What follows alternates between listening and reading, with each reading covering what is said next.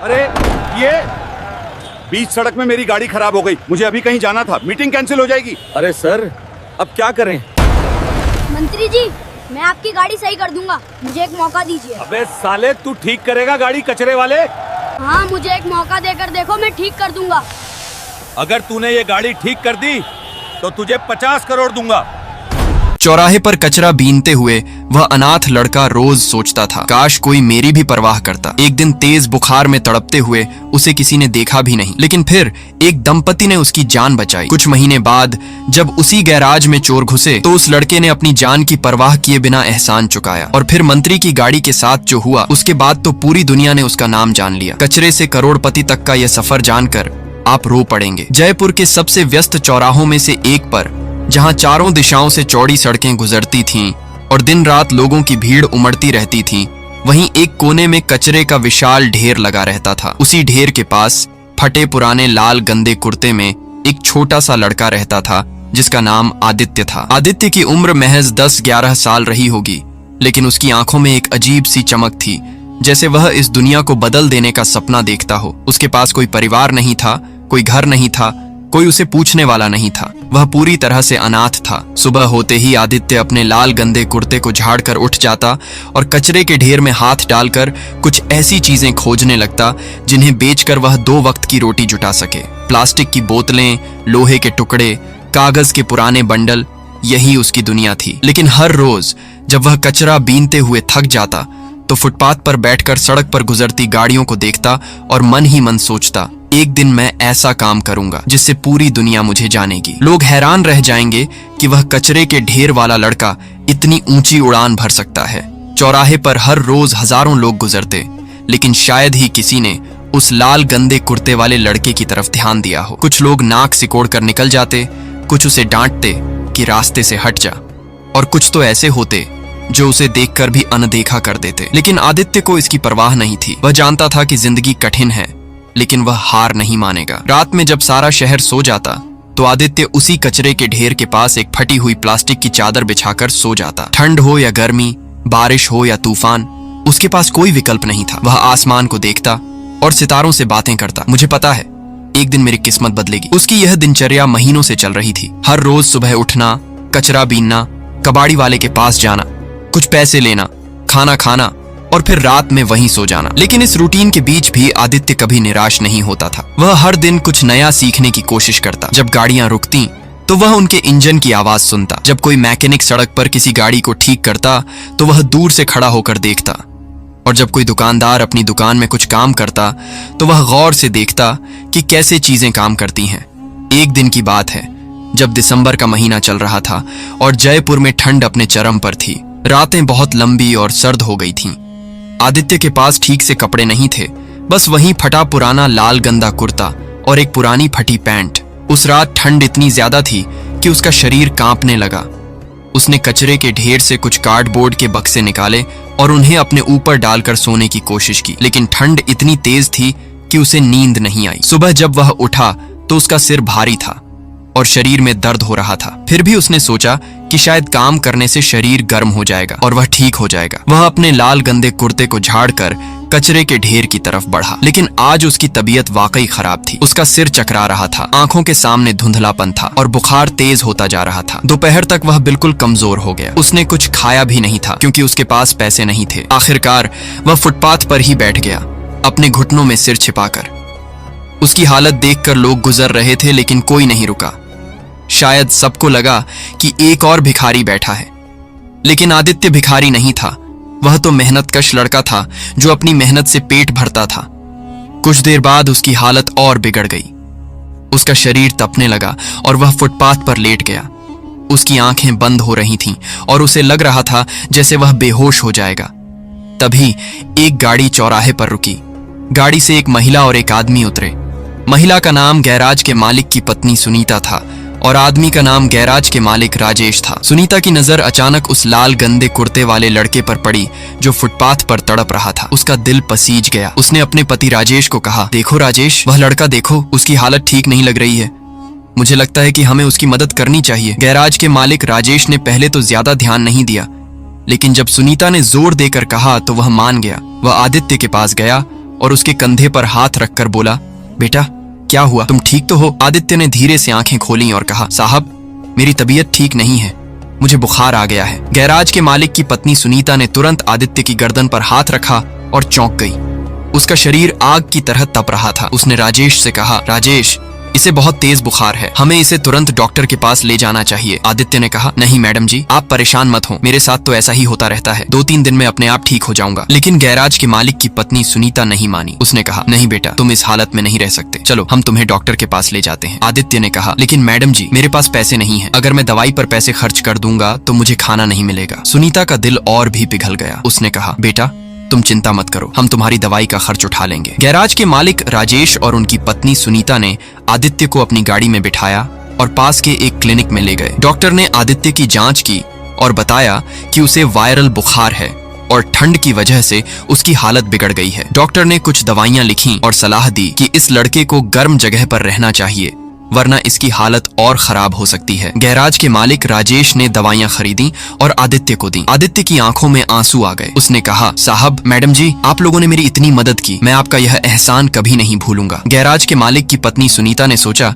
कि अगर इस लड़के को वापस फुटपाथ पर छोड़ दिया तो यह फिर से बीमार हो जाएगा। उसने राजेश से कहा, राजेश हम इस बच्चे को वापस सड़क पर कैसे छोड़ सकते हैं, क्यों ना हम इसे कोई काम दे दें और हमारे गैराज में ही सोने की जगह दे दें। गैराज के मालिक राजेश ने कहा, सुनीता मैं समझता हूँ तुम्हारी बात, लेकिन सरकार का नियम है कि हम बच्चों से काम नहीं करवा सकते। अगर किसी को पता चल गया कि मैं छोटे बच्चों से काम करवा रहा हूँ तो मेरा गैराज बंद हो सकता है और मुझ पर जुर्माना भी लग सकता है। सुनीता ने कहा, तो फिर इसे काम मत दो, लेकिन कम से कम इसे गैराज के बाहर सोने की जगह तो दे सकते हो ना, मैं इसके लिए बिस्तर और कंबल ले आऊंगी। राजेश ने सोचा और फिर मान गया। उसने आदित्य से कहा, बेटा तुम अभी छोटे हो इसलिए मैं तुम्हें काम नहीं दे सकता, लेकिन मेरा एक गैराज है जहाँ गाड़ियों की मरम्मत होती है, तुम वहाँ के बाहर रात में सो सकते हो, वह मेरी अपनी जगह है, तुम्हें वहाँ से कोई नहीं भगाएगा। आदित्य की खुशी का ठिकाना नहीं रहा। उसने कहा, साहब आप बहुत अच्छे हैं, मैं आपका हमेशा शुक्रगुजार रहूंगा। उस शाम से आदित्य का जीवन बदल गया। अब उसके पास सोने के लिए एक सुरक्षित जगह थी। गैराज के मालिक की पत्नी सुनीता ने उसे एक पुराना बिस्तर,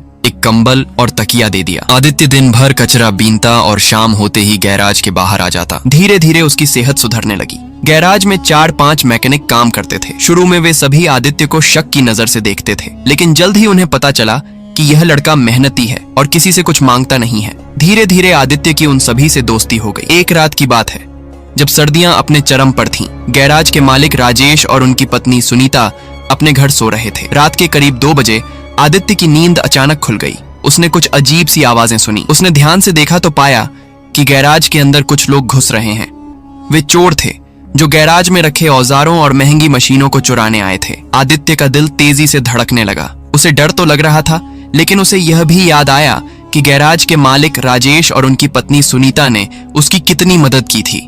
उन्होंने उसकी दवाई दिलवाई, उसे सोने के लिए जगह दी। अगर आज वह चुप रहा और चोरों ने सब कुछ चुरा लिया तो यह राजेश साहब के साथ विश्वासघात होगा। आदित्य ने तुरंत फैसला लिया। वह उठा और जोर जोर से चिल्लाने लगा, चोर चोर, गैराज में चोर घुस गए हैं, बचाओ, कोई बचाओ। चोर ये आवाज सुनकर घबरा गए। उन्होंने सोचा था कि यहाँ कोई नहीं है, लेकिन अचानक यह लड़का चिल्लाने लगा। उन्होंने आदित्य को धमकाया, चुप रह नहीं तो तुझे मार डालेंगे। लेकिन आदित्य नहीं रुका। वह गैराज के आसपास की सभी दुकानों और घरों के सामने दौड़ता गया और चिल्लाता गया, चोर चोर, गैराज में चोरी हो रही है, जल्दी आओ। उसकी आवाज सुनकर आसपास के कुछ लोग अपने घरों से बाहर निकले। जब चोरों ने देखा कि लोग इकट्ठा हो रहे हैं तो वे बिना कुछ चुराए ही वहां से भाग गए। थोड़ी ही देर में गैराज के मालिक राजेश और उनकी पत्नी सुनीता भी वहां पहुंच गए। उन्हें किसी ने फोन करके बताया था कि उनके गैराज में चोर घुसे थे। राजेश ने आदित्य से पूछा, बेटा क्या हुआ था, तुम ठीक तो हो? आसपास के लोगों ने बताया कि इस लाल कुर्ते वाले लड़के ने ही हल्ला मचाया और चोरों को भगा दिया, वरना आज आपका बहुत नुकसान हो जाता। गैराज के मालिक राजेश ने आदित्य को गले से लगा लिया और कहा, बेटा तुम्हें डर नहीं लगा? वे चोर तुम्हें मार भी सकते थे। आदित्य ने कहा, साहब आपने मेरी जान बचाई थी। जब मैं बीमार था तब आपने मुझे दवाई दिलवाई, मुझे सोने के लिए जगह दी। उस रात के बाद गैराज में काम करने वाले सभी मैकेनिकों को भी पता चल गया कि आदित्य ने चोरों से गैराज बचाया है। सब लोग उसकी तारीफ करने लगे और उसे अपना दोस्त मानने लगे। धीरे धीरे आदित्य गैराज में आने जाने लगा। हालांकि उसे अभी भी काम नहीं दिया जा रहा था क्योंकि वह नाबालिग था, लेकिन वह गैराज में जाकर मैकेनिकों को काम करते हुए देखता। उसे गाड़ियों में बहुत दिलचस्पी थी। वह पूछता रहता, ये क्या है, वह कैसे काम करता है, इंजन कैसे चलता है, ब्रेक कैसे लगाते हैं। मैकेनिक उसे समझाते और वह बहुत ध्यान से सीखता। एक मैकेनिक का नाम था विक्रम। विक्रम गैराज में सबसे पुराना और अनुभवी मैकेनिक था। उसे आदित्य बहुत पसंद था। वह कहता, बेटा तुम अभी छोटे हो लेकिन तुम्हारी समझ बहुत तेज है, तुम अच्छे से सीखते हो, थोड़े बड़े हो जाओ फिर यहीं काम करना। एक दिन विक्रम ने आदित्य को एक पुरानी मोटरसाइकिल दिखाई जो गैराज में खराब पड़ी थी। उसने कहा, देखो यह बाइक महीनों से यहीं पड़ी है, इसका इंजन सीज हो गया है, अगर तुम इसे ठीक करना सीखोगे तो तुम कुछ भी ठीक कर पाओगे। आदित्य ने पूछा, विक्रम भैया क्या मैं भी सीख सकता हूँ? विक्रम ने कहा, बिल्कुल, तुम मुझे देखते रहो और जो मैं बताऊं उसे याद रखो। उसके बाद से आदित्य हर दिन गैराज में जाने लगा। वह विक्रम और दूसरे मैकेनिकों को काम करते हुए देखता और सीखता। धीरे धीरे उसे इंजन के पार्ट्स, उनके नाम, उनके काम सब समझ आने लगे। वह कभी कभी छोटे मोटे काम में भी हाथ बंटाने लगा, जैसे औजार लाना, बोल्ट ढूंढना, पुर्जे साफ करना। गैराज के मालिक राजेश भी यह सब देखता और मुस्कुराता। उसने अपनी पत्नी सुनीता से कहा, देखो ये लड़का कितना मेहनती है, इसे किसी ने कुछ नहीं सिखाया फिर भी ये खुद से सब कुछ सीख रहा है। गैराज के मालिक की पत्नी सुनीता ने कहा, राजेश इस लड़के में कुछ खास बात है, ये बहुत होशियार है, काश हमारी कोई संतान होती तो ये हमारा बेटा बन सकता था। राजेश ने कहा, सुनीता तुम भावुक हो रही हो, लेकिन हाँ ये लड़का वाकई खास है। आदित्य को इन बातों का पता नहीं था। वह तो बस अपनी मेहनत में लगा रहता। दिन में वह कचरा बीनता, उससे मिले पैसों से खाना खाता और शाम को गैराज में जाकर सीखता। रात में गैराज के बाहर सोता और सुबह फिर से अपनी दिनचर्या शुरू कर देता। महीने बीतते गए और आदित्य की समझ और बढ़ती गई। अब वह छोटे मोटे काम खुद कर लेता था। एक दिन एक मैकेनिक बीमार था और गैराज में काम ज्यादा था। विक्रम ने आदित्य से कहा, आदित्य आज तू ही मेरी मदद कर, देख ये स्कूटर है, इसकी ब्रेक की वायर ढीली है, तू इसे टाइट कर दे। आदित्य ने पूरी एकाग्रता से वह काम किया और सही तरीके से कर दिया। विक्रम बहुत खुश हुआ। उसने कहा, शाबाश तूने बहुत अच्छे से किया। धीरे धीरे गैराज में सभी मैकेनिक आदित्य को छोटे मोटे काम देने लगे और वह उन्हें बखूबी कर देता। एक दिन की बात है, यह एक गर्मी का दिन था और जयपुर में भीषण गर्मी पड़ रही थी। आदित्य अपने लाल गंदे कुर्ते में कचरा बीन रहा था। दोपहर का समय था और चौराहे पर हमेशा की तरह भीड़ थी। तभी अचानक एक बड़े काफिले की गाड़ियां आईं और चौराहे पर रुक गईं। सबसे आगे एक बड़ी सफेद गाड़ी थी जिस पर लाल नीली बत्ती लगी थी। आदित्य ने समझ लिया कि कोई बड़ा आदमी आया है। लोग भी खड़े होकर देखने लगे। वह गाड़ी राज्य के परिवहन मंत्री मनोज शर्मा की थी। मंत्री मनोज शर्मा एक महत्वपूर्ण मीटिंग में जा रहे थे और उन्हें बहुत जल्दी थी, लेकिन अचानक उनकी गाड़ी में से धुआं निकलने लगा। ड्राइवर ने तुरंत गाड़ी रोकी और बोनेट खोलकर देखा। गाड़ी के इंजन से गर्म धुआं निकल रहा था। मंत्री मनोज शर्मा गाड़ी से उतरे और गुस्से से बोले, यह क्या हो रहा है, मुझे तुरंत मीटिंग में पहुंचना है, जल्दी से मैकेनिक बुलाओ। उनके पीए और सुरक्षा गार्ड भाग दौड़ करने लगे। किसी ने मैकेनिक को फोन किया लेकिन पास में कोई मैकेनिक उपलब्ध नहीं था। सब जगह गर्मी की छुट्टियां थीं। मंत्री मनोज शर्मा बहुत चिंतित हो गए। वे बार बार अपनी घड़ी देख रहे थे। तभी आदित्य, जो थोड़ी दूर खड़ा यह सब देख रहा था, धीरे धीरे पास आया। उसने गाड़ी के इंजन को देखा और समझ गया कि क्या समस्या है। उसे याद आया कि विक्रम भैया ने एक बार इसी तरह की समस्या के बारे में बताया था। आदित्य ने हिम्मत करके मंत्री मनोज शर्मा के पास जाकर कहा, मंत्री साहब मैं आपकी गाड़ी ठीक कर दूंगा। सब लोग आदित्य की तरफ मुड़कर देखने लगे। मंत्री मनोज शर्मा ने उस लाल गंदे कुर्ते वाले कचरा बीनने वाले लड़के को देखा और हैरान रह गए। उनके पीए और सुरक्षा गार्ड हंसने लगे। एक पीए ने कहा, अरे कचरे वाले, तू क्या ठीक करेगा, तुझे पता भी है यह क्या है, ये मंत्री जी की गाड़ी है, कोई खिलौना नहीं, भाग यहाँ से। मंत्री मनोज शर्मा गुस्से में थे। उन्होंने कहा, अगर तूने गाड़ी ठीक कर दी तो मैं तुझे 5 लाख रुपए इनाम दूंगा, लेकिन अगर तूने कुछ बिगाड़ दिया तो तुझे सजा भी मिलेगी। आदित्य ने कहा, मंत्री साहब मैं यह पैसों के लिए नहीं कर रहा हूँ, मैं आपको परेशान देखा है। जब मैं परेशानी में था तो कुछ अच्छे लोगों ने मेरी मदद की थी, आज मैं भी किसी की मदद करना चाहता हूँ। मंत्री मनोज शर्मा का गुस्सा थोड़ा कम हुआ। उन्होंने सोचा कि इस लड़के में कुछ खास बात है। उन्होंने कहा, ठीक है तू कोशिश कर, लेकिन जल्दी कर। आदित्य ने अपने लाल गंदे कुर्ते की बांह चढ़ाई और गाड़ी के इंजन की तरफ बढ़ा। उसने ध्यान से देखा, इंजन ओवरहीट हो गया था और रेडिएटर में पानी खत्म हो गया था। साथ ही एक छोटी सी पाइप भी ढीली हो गई थी जिससे पानी लीक हो रहा था। आदित्य ने तुरंत समझ लिया। उसने आसपास के लोगों से पानी मांगा। किसी ने पानी की बोतल दी। फिर उसने अपनी जेब से एक छोटा सा औजार निकाला जो वह हमेशा अपने पास रखता था। उसने पाइप को टाइट किया और रेडिएटर में पानी डाला। फिर उसने इंजन को कुछ देर ठंडा होने दिया और फिर गाड़ी स्टार्ट करने को कहा। ड्राइवर ने गाड़ी स्टार्ट की और गाड़ी बिल्कुल सही चलने लगी। सब लोग हैरान रह गए। मंत्री मनोज शर्मा खुद हैरान थे। उन्होंने आदित्य को गले से लगा लिया और कहा, बेटा तूने कमाल कर दिया, तू सच में बहुत होशियार है, तूने मेरी बहुत बड़ी मदद की। आदित्य ने सिर्फ मुस्कुरा दिया, उसे अपने ऊपर गर्व हो रहा था। तभी एक पत्रकार जो उस चौराहे पर ही खड़ा था ने यह सब देख लिया था। उसने तुरंत अपना कैमरा निकाला और सारी घटना रिकॉर्ड कर ली। उसने मंत्री मनोज शर्मा से पूछा, मंत्री जी क्या हुआ था? मंत्री मनोज शर्मा ने कहा, यह लड़का जो कचरा बीनता है, इसने मेरी गाड़ी ठीक की है, यह बहुत होशियार है, मैं इसे इनाम दूंगा। पत्रकार ने आदित्य से पूछा, बेटा तुम्हारा नाम क्या है? आदित्य ने कहा, मेरा नाम आदित्य है। पत्रकार ने पूछा, तुमने यह सब कैसे सीखा? आदित्य ने बताया, मैं एक गैराज में मैकेनिकों को देखकर सीखा हूं, मुझे गाड़ियों में बहुत दिलचस्पी है। पत्रकार ने पूरी बात रिकॉर्ड की और मंत्री मनोज शर्मा ने वहीं चौराहे पर आदित्य को 10,000 रुपए का चेक दिया और कहा, बेटा यह तुम्हारे लिए, तुमने आज मेरी बहुत बड़ी मदद की। आदित्य ने शर्माते हुए चेक ले लिया। उसकी आंखों में खुशी के आंसू थे। सारी भीड़ तालियां बजाने लगी। लोग आदित्य की तारीफ करने लगे। पत्रकार ने यह पूरी घटना तुरंत सोशल मीडिया पर डाल दी। वीडियो में दिख रहा था कि कैसे एक लाल गंदे कुर्ते वाला छोटा लड़का जो कचरा बीनता है, मंत्री की गाड़ी ठीक कर रहा है। यह वीडियो चंद मिनटों में वायरल हो गया। हजारों लोगों ने इसे शेयर किया। लोग कमेंट करने लगे, यह लड़का तो जीनियस है, गरीबी में भी हौसला, भारत के असली हीरो। खबर टीवी चैनलों पर भी आ गई। हर न्यूज चैनल पर आदित्य की तस्वीर और उसकी कहानी दिखाई जा रही थी। सोशल मीडिया पर लोग आदित्य की तारीफ कर रहे थे, उसके हौसले को सलाम कर रहे थे। कुछ लोगों ने तो उसे छोटा इंजीनियर कहना शुरू कर दिया। गैराज के मालिक राजेश और उनकी पत्नी सुनीता को भी यह खबर मिली। उन्होंने टीवी पर जब आदित्य को देखा तो वे हैरान रह गए। गैराज के मालिक की पत्नी सुनीता की आंखों में खुशी के आंसू आ गए।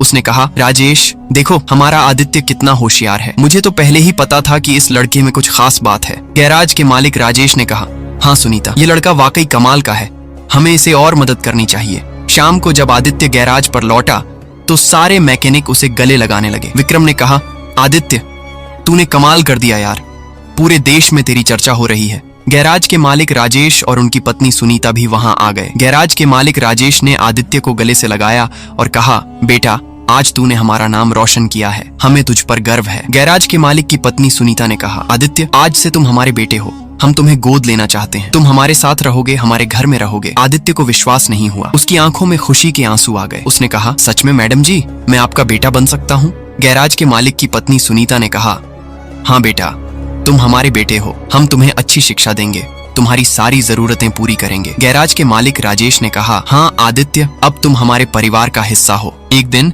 राज्य के मुख्यमंत्री ने आदित्य को सम्मानित करने के लिए बुलाया। उन्होंने आदित्य को बेस्ट एंटरप्रेन्योर का अवार्ड दिया। समारोह में बहुत सारे लोग मौजूद थे। जब आदित्य को अवार्ड देने के लिए बुलाया गया तो वह मंच पर गया। उसने अपना भाषण शुरू किया। उसने कहा, आज मैं यहां खड़ा हूं, लेकिन मैं यह सब अकेले नहीं कर सकता था। मैं उन सभी लोगों का शुक्रिया अदा करना चाहता हूं जिन्होंने मुझ पर विश्वास किया। सबसे पहले मैं गैराज के मालिक राजेश और उनकी पत्नी सुनीता को धन्यवाद देना चाहता हूं। उन्होंने मुझे अपनाया, मुझे शिक्षा दी, मुझे प्यार दिया। वे मेरे असली माता पिता हैं। मैं विक्रम भैया को भी धन्यवाद देना चाहता हूं जिन्होंने मुझे सिखाया। मैं मंत्री मनोज शर्मा जी को भी धन्यवाद देना चाहता हूं जिन्होंने मुझे पहली बार मौका दिया। अगर आपको कहानी अच्छी लगी हो तो वीडियो को लाइक करके चैनल को सब्सक्राइब जरूर करें। फिर मिलेंगे अगले वीडियो में, तब तक अपना और अपने परिवार का ख्याल रखना। नमस्कार।